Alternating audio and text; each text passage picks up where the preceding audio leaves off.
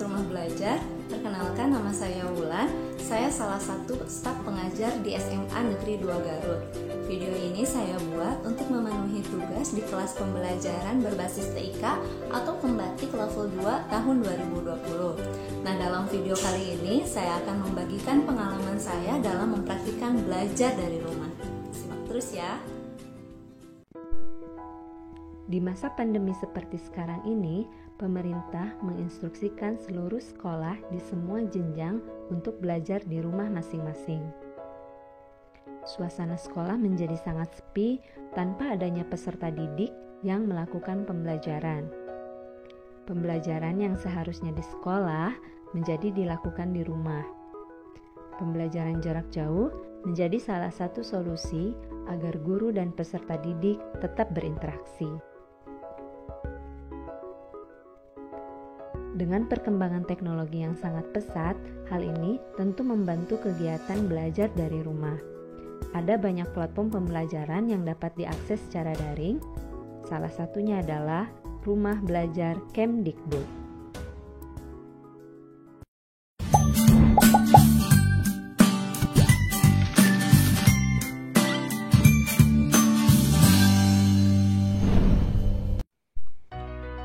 Ada beberapa model pembelajaran inovatif yang dapat digunakan saat belajar dari rumah. Sahabat rumah belajar dapat mengakses model-model pembelajaran tersebut di sibatik.kemdikbud.go.id/inovatif. Dari banyaknya model pembelajaran yang ada, dalam praktek pembelajaran dari rumah, model pembelajaran yang saya gunakan adalah model pembelajaran SOLE atau Self-Organized Learning Environments. Model pembelajaran ini memungkinkan terwujudnya pengelolaan kelas daring yang bermakna, karena model ini menitik beratkan pada proses pembelajaran mandiri yang dilakukan oleh peserta didik yang berkeinginan untuk belajar dengan memanfaatkan internet dan perangkat pintar yang dimilikinya.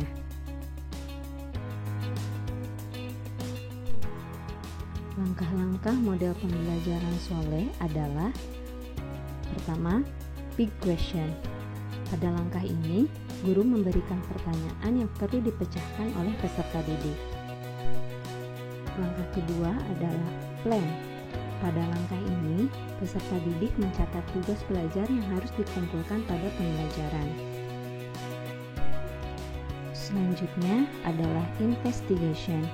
Pada langkah ini, peserta didik mencari solusi atau jawaban terhadap pertanyaan sebelumnya melalui internet dengan menggunakan perangkat pintar yang tersedia, kemudian menuliskan hasilnya pada sarana yang disediakan. Langkah terakhir adalah review. Pada langkah ini, peserta didik mengumpulkan hasil pekerjaannya dari tahap investigasi. Berikut adalah penerapan model pembelajaran SOLE secara daring dengan memanfaatkan TIK.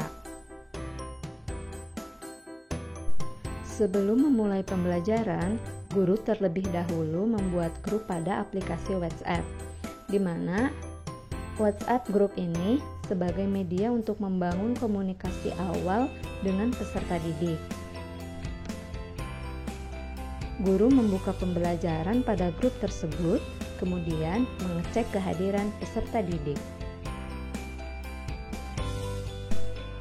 Guru memulai pembelajaran dengan stimulasi berupa pertanyaan atau big question yang perlu dipecahkan oleh peserta didik. Kemudian mengarahkan peserta didik untuk menyiapkan tugas mengenai materi yang telah ditentukan. Kemudian, peserta didik mencari jawaban dari banyak sumber. Berikut ini merupakan halaman portal Rumah Belajar. Sahabat Rumah Belajar bisa mengaksesnya di belajar.kemdikbud.go.id. Dalam portal Rumah Belajar, di sini ada fitur utama, ada 4 fitur utama. Yang pertama, kelas digital. Yang kedua, sumber belajar. Yang ketiga ada bank soal, dan yang keempat ada laboratorium maya. Selain fitur utama, ada juga fitur pendukungnya, yaitu ada peta budaya, ada buku sekolah elektronik, ada wahana jelajah angkasa, karya bahasa dan sastra, dan yang terakhir ada pengembangan. Setelah peserta didik selesai mencari solusi dari berbagai sumber, selanjutnya peserta didik melakukan review dengan mengumpulkan hasil pekerjaannya melalui kelas virtual.